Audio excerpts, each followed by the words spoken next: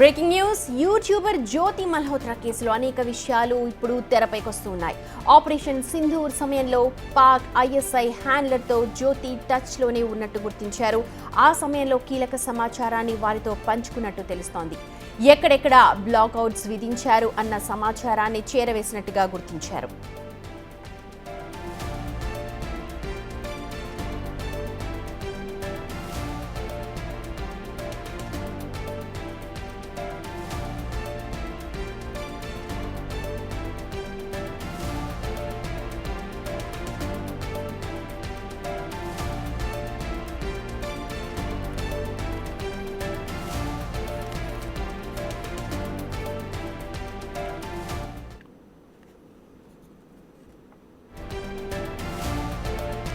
ఇదే అంశానికి సంబంధించి ఢిల్లీ నుంచి మా ప్రతినిధి శివ మనతో జాయిన్ అవుతున్నారు. శివ, యూట్యూబర్ జ్యోతి మల్హోత్రా విషయంలో చాలా కీలక అప్డేట్స్ వస్తూ ఉన్నాయి. అలాగే ఎన్ఐఏ నిన్న చాలా విచారణ జరిపింది, వాటికి ఎలాంటి సమాధానాలు చెప్పారు, అలాగే ప్రస్తుతం ఓవరాల్ సిచ్యువేషన్ ఏంటి ఎక్స్ప్లెయిన్ చేయండి.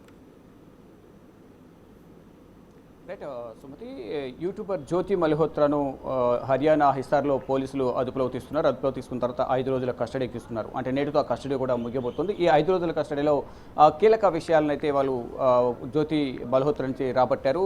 నిన్న మొన్న సుదీర్ఘంగా విచారించారు. ఈరోజు కూడా ఇటు ఎన్ఐఏ అలాగే ఐబీ ఇంటెలిజెన్స్ బ్యూరో కూడా విచారిస్తున్న పరిస్థితి కనిపిస్తుంది. మొత్తంగా ఏదైతే ట్రావెలింగ్ హిస్టరీ, జ్యోతి మల్హోత్రాకు సంబంధించి ట్రావెలింగ్ హిస్టరీ ఎప్పుడు యూట్యూబ్ ఛానల్ స్టార్ట్ చేస్తారు, యూట్యూబ్ ఛానల్ స్టార్ట్ చేసిన తర్వాత ఎక్కడెక్కడ ట్రావెల్ చేశారు, ఎప్పుడు పాకిస్తాన్ వెళ్ళారు, పాకిస్తాన్లో ఎన్ని రోజులు ఉన్నారు, ఎవరెవరితో సత్సంబంధాలు కలిగి ఉన్నారు, ఇక పాకిస్తాన్కు భారత్కు సంబంధించిన అంశాలను ఏదైతే కీలక సున్నితమైన అంశాలు ఏవైతే ఉన్నాయో ఎవరెవరికి చేరవేశారు అనే అంశాలపై ప్రధానంగా నిన్న మొన్న సుదీర్ఘంగా విచారించిన తర్వాత కీలక సమాచారాన్ని రాబట్టారు. మరోవైపు జ్యోతి మల్హోత్రా దగ్గర పాకిస్తాన్ పర్యటనలో ఉండగా తను రాసుకున్న డైరీ ఏదైతే ఉందో 10 పేజీల డైరీ, ఆ డైరీ కూడా స్వాధీనం చేసుకున్నారు. ఆ డైరీలో ఇటు పాకిస్తాన్ గురించి 3 పేజీలు ఉన్నాయి, ఇటు ఇండియా గురించి ఎక్కడెక్కడ పర్యటించారు ఏంటి అనేది కూడా మొత్తం ఒక 7 పేజీల డైరీని అయితే తను హిందీ అలాగే ఇంగ్లీష్లో కూడా నోట్ చేసిన పరిస్థితి కనిపిస్తోంది.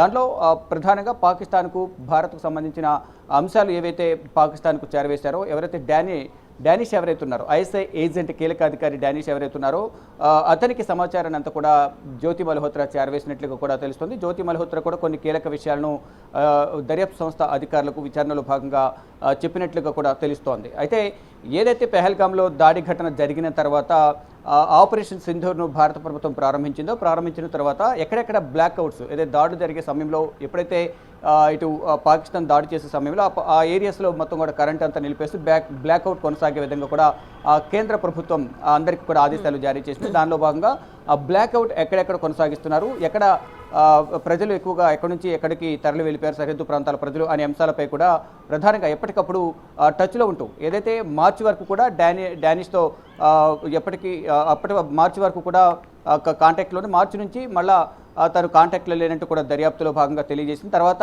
ఏదైతే బ్లాక్అవుట్ కొనసాగుతుందో ఆపరేషన్ సింధూర్ సమయంలో మళ్ళీ తనతో టచ్లోకి వెళ్ళి ఇక్కడ ఉన్న సమాచారాన్ని అంతా కూడా చేరవేసినట్టుగా కూడా విచారణలో తేలినట్టు కూడా ఇటు దర్యాప్తు శాఖకు సంబంధించిన అధికారులు అయితే చెప్తున్నారు. అంటే జ్యోతి మల్హోత్రాకు సంబంధించి విలాసవంతమైన జీవితం గడుపుతున్న నేపథ్యంలో కంటే ఒక సాధారణ కుటుంబంలో పెట్టి యూట్యూబర్గా ఛానల్ పెట్టి ఇతర దేశాలు తిరగడానికి తనకు ఫండింగ్ ఎవరు చేస్తున్నారు, ఎవరు సహకరిస్తున్నారు, మనీ ఎవరు ఇస్తున్నారు అనే దానిపై కూడా దర్యాప్తులో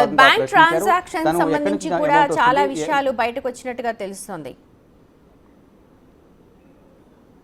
డెఫినెట్గా ఏదైతే భారత్ ఇటు పాకిస్తాన్, చైనాలతో పాటు ఇతర దేశాల్లో కూడా తను సందర్శించిన నేపథ్యంలో అంత పెద్ద మొత్తంలో ఆ ట్రావెలింగ్కి సంబంధించి కానీ, స్టార్ హోటల్స్లో విలాసవంతమైన జీవితాలు గడపడానికి కానీ, ఇటు లగ్జరీ కార్స్లో తిరగడానికి ఆ అమౌంట్ అంతా ఎక్కడి నుంచి వచ్చింది, ఇతర దేశాలకు సంబంధించిన బ్యాంక్ ట్రాన్సాక్షన్స్ కూడా దర్యాప్తు అధికారులు గుర్తించారు. ఆ ట్రాన్సాక్షన్స్ అమౌంట్ ట్రాన్స్ఫర్ ఎవరెవరు చేశారు, మీకు ఎవరు చేశారు అనే అంశాలపై కూడా ప్రశ్నించిన నేపథ్యంలో డబ్బు ఎక్కడి నుంచి వచ్చిందనే అంశాలు కూడా ప్రధానంగా జ్యోతి మల్హోత్రా చెప్పినట్టు తెలుస్తుంది. కొన్ని ఎవరైతే ఐఎస్ఐ ఏజెంట్తో గత కొంతకాలంగా టచ్లో ఉన్నారు, ఇటు ఏదైతే ఐఎస్ఐ హ్యాండ్లర్తో ఇక్కడ బ్లాక్అవుట్కి సంబంధించిన విశేషాలను కానీ, సమాచారాన్ని కానీ, ఇతర కీలక అంశాలను కూడా డైలీ షేర్ చేసుకుంటూ ఉన్నారు ఈ బ్లాక్అవుట్ సమయంలో, ఆపరేషన్ సింధూర్ సమయంలో.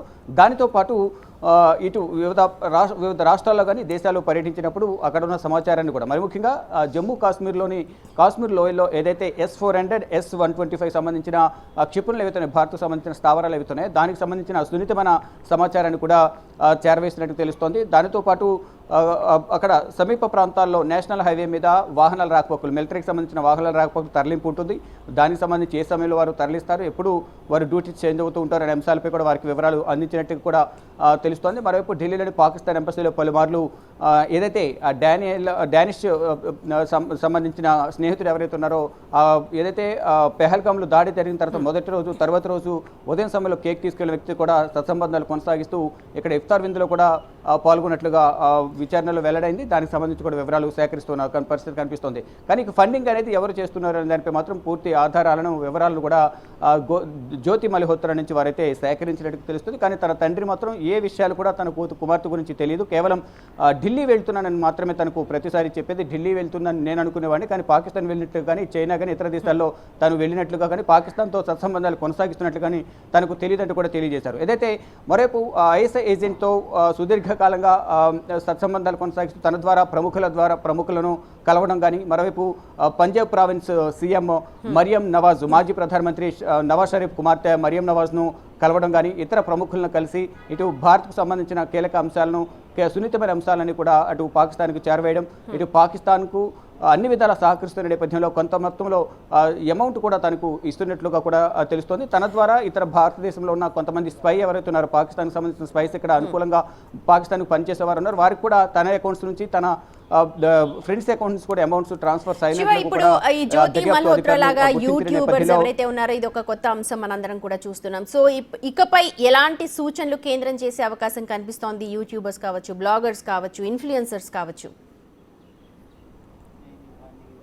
డెఫినెట్గా ఇప్పటికే జ్యోతి మల్హోత్రాను చూసిన వారు చాలా వరకు కూడా భయపడుతున్న పరిస్థితి కనిపిస్తుంది. ఎప్పుడు తమ వంతు వస్తుంది, ఎప్పుడు మళ్ళీ మమ్మల్ని విచారణకు పిలుస్తారు, విచారణ పేరుతో తమనేమైనా ఇబ్బందులు ఎదుర్కొనే అవకాశం ఉంటుంది, ఇబ్బందులు పెడతారా అనే భయంతోనే చాలా వరకు కూడా కొంత యూట్యూబర్స్ అందరూ కూడా సైలెంట్ అయిపోయారు. ఎవరైతే గతంలో ట్రావెలింగ్ చేశారో, ఆ జ్యోతి మల్హోత్రా ట్రావెల్ చేసినవారు కానీ, ఫోన్లో మాట్లాడిన వారు కానీ, ఈవెన్ కలిసిన వారిని అందరినీ కూడా జ్యోతి మల్హోత్రాతో సత్సంబంధాలు కలిగి ఉన్నవారు కానీ, ఫ్రెండ్స్ అని ప్రతి ఒక్కరిని కూడా విచారిస్తున్నారు. ఎవరెవరు జ్యోతి మల్హోత్రాకు సహకరించారు, ఇటు బెంగళూరుకు సంబంధించిన ఒక యూట్యూబర్ కూడా కలిసినట్టుగా తెలుస్తుంది. తనని కూడా పిలిచి బెంగళూరులోను, ఇటు పశ్చిమ బెంగాల్కు సంబంధించిన యూట్యూబర్ని కూడా పిలిచి విచారిస్తున్నట్టు తెలుస్తుంది. ఇప్పటికే పూరి సంబంధించిన ఒక యూట్యూబర్ ప్రియాంకను ఆల్రెడీ విచారించారు ఒడిశా పోలీసులు.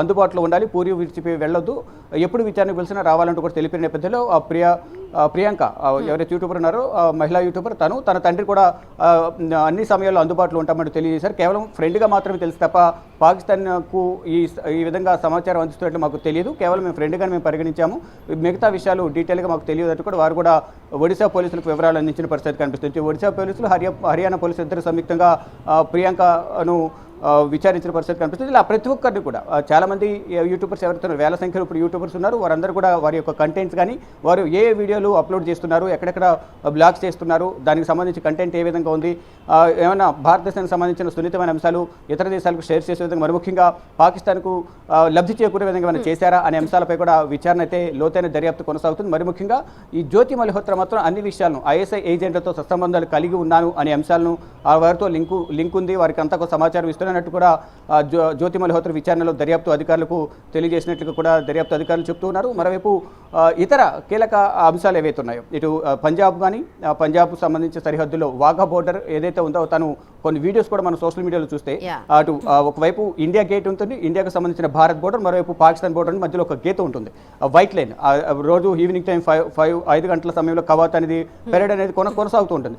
దానికి సంబంధించి కూడా తను వెళ్తూ జీరో లైన్ అని చెప్తూ కూడా అటు ఇటు వెళ్తూ కూడా వీడియోస్ కూడా చేసింది. దానికి సంబంధించిన వీడియోస్ కూడా అది ప్లస్ ఇతర సరిహద్దు ప్రాంతాలు ఏవైతే ఉన్నాయి, ఇటు పంజాబ్కు సంబంధించిన అనేక సరిహద్దు ప్రాంతాలు ఉంటాయి, మరోవైపు ఇటు హర్యానా కానీ, ఇటు సర్కిల్ ఏవైతే ఉందో మొత్తం జమ్మూ కాశ్మీర్కి సంబంధించిన సరిహద్దు ప్రాంతాలు, సైనిక స్థావరాలు, అక్కడ మిలిటరీకి సంబంధించిన ఎయిర్ బేస్ కానీ, వైమానిక స్థావరాలకు సంబంధించి కానీ మొత్తం ఎక్కడెక్కడ వారు పహారా ఉంటారు, ఎక్కడెక్కడ గస్తీ ఉంటుందనేది అంశాలపై కూడా ప్రధానంగా జ్యోతి మల్హోత్రా నుంచి సమాచారం అనేది ఐఎస్ఐ ఏజెంట్లకు పంపించినట్లుగా, ఐఎస్ఐ ఏజెంట్లతో తనకు సత్సంబంధాలు ఉన్నాయి, డైలీ నేను వారితో మాట్లాడుతున్నట్టు కూడా వాట్సాప్ చాటింగ్ సంబంధించి అన్ని కూడా ఇటు దర్యాప్తు శాఖ అధికారులకు సంబంధించి దర్యాప్తు అధికారులు మొత్తం స్వాధీనం చేస్తున్నారు. మరోవైపు కొన్ని చాట్స్ను డానిష్తో చేసిన చాట్స్ కూడా డిలీట్ చేసిన నేపథ్యంలో అవన్నీ కూడా ఫోరెన్సిక్ ల్యాబ్ పంపించి రికవరీ చేసే పనులు అయితే దర్యాప్తు అధికారులు నిమగ్నమై ఉన్నారు. Sumathi. Right Shiva. Thank you so much. మొత్తానికి జ్యోతి మల్హోత్రా విషయంలో ఇప్పుడు చాలా కీలక అంశాలన్నీ కూడా బయటపడుతూ ఉన్నాయి. ఆమె అకౌంట్లలో విదేశాల నుంచి భారీగా డబ్బులు వచ్చి చేరినట్టు గుర్తించారు. అలాగే వీటిపై డీప్గా ఇప్పుడు ఇన్వెస్టిగేషన్ చేస్తూ ఉన్నారు అధికారులు. అలాగే జ్యోతికి చెందిన 3 ఫోన్లు, ల్యాప్టాప్లను కూడా సీజ్ చేశారు. ఫోరెన్సిక్ అనాలిసిస్ మొదలుపెట్టారు అధికారులు. ఇక ఇటు పాక్ ఐ కమిషన్ అధికారి డానిష్తో దాదాపు 2023 నుంచి టచ్లో ఉంది జ్యోతి. రెగ్యులర్గానే మాట్లాడుతూ ఉండేది, కానీ మార్చి తర్వాత అతనితో చాట్ చేయలేదు. కానీ ఎప్పుడైతే ఆపరేషన్ సింధూర్ జరిగిందో మాత్రం తిరిగి టచ్లోకి వెళ్ళినట్టుగా గుర్తించారు అధికారులు. ఇక విచారణలో జ్యోతి చాలా కీలక విషయాలను వెల్లడించినట్టుగానే తెలుస్తోంది. పాక్ ఇంటెలిజెన్స్ ఏజెంట్లను కలిశాను అని చెప్పి నిజమేనని ఒప్పుకుంది. ఇక పాక్ పర్యటనలో వారిని కలిసినట్లు తన విచారణలో తెలిపింది. ఢిల్లీలోని పాక్ హై కమిషన్ ఆఫీసర్ డానిష్తో రెగ్యులర్గా టచ్లో ఉన్నట్టు కూడా అంగీకరించింది జ్యోతి. 2023లో తొలిసారి డానిష్ని కలిసినట్టు తెలిపింది. పాక్ వీసా కోసం వెళ్ళగా డానిష్ అక్కడ పరిచయం అయ్యాడని, అప్పటి నుంచి టచ్లో ఉన్నట్టు వివరించింది. ఇక పాక్ వెళ్ళాక డానిష్ మనిషి అలీ హసన్ను కలిశానని, అతడు తనకు అన్ని అరేంజ్ చేసినట్లుగా చెప్పుకొచ్చింది. అలీ హసన్ పాక్ ఇంటెలిజెన్స్ అధికారులను కల్పించాడని, షకీర్ నంబర్ జాట్ రాధవ పేరుతో సేవ్ చేసుకుంది ఆ నంబర్ని. ఇక ఇండియా వచ్చాక కూడా వారితో వాట్సాప్, టెలిగ్రామ్, స్నాప్చాట్లో కాంటాక్ట్లోనే ఉంది జ్యోతి. అంతేకాదు అయితే హసన్ను పెళ్లి చేసుకోవాలని చెప్పి కోరింది జ్యోతి. దీనికి సంబంధించి చాట్ను కూడా తెలుసుకున్నారు దర్యాప్తు అధికారులు. ప్రస్తుతం నేషనల్ ఇన్వెస్టిగేషన్ ఏజెన్సీ, అలాగే ఇంటెలిజెన్స్ బ్యూరో, హర్యానా పోలీసుల బృందం జ్యోతినైతే విచారిస్తూ ఉన్నారు. మిలిటరీ ఇంటెలిజెన్స్ కూడా జ్యోతికి సంబంధించిన విషయాలపై దర్యాప్తు కొనసాగిస్తున్నట్టుగా మనకు సమాచారం అందుతోంది.